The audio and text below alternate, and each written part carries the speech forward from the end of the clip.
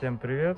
Сегодня на канале разговоры пойдут про Mazda 6, как обычно, в основном про подвеску.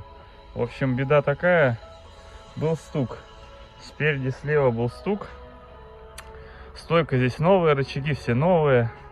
В общем, обнаружил, что наконечник изношен рулевой, я его поменял.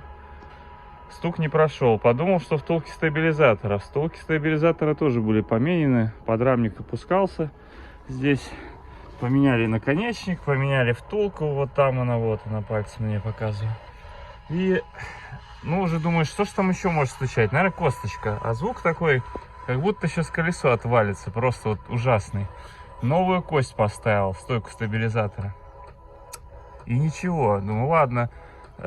Снимал кулак поворотный, шаровая была разбита, такая слабенькая, поменял шаровую, и никуда стук не пропал. Я думаю, что в чем проблема? Уже все поменено, что возможно. Рычаги менял там год назад, наверное, год, наверное.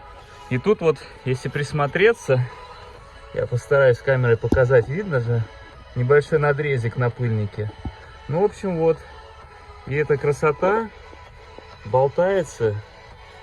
И люфт у нее, тут сейчас плохо будет, одной рукой неудобно показывать.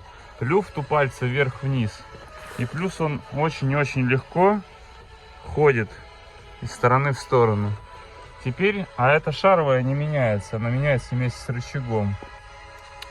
Теперь, получается, я попал на замену опять рычага. Он, видите, еще в краске черный, красивый. Вот этот кривой рычаг придется менять теперь. А он там... Болт неудобно упирается в кузов.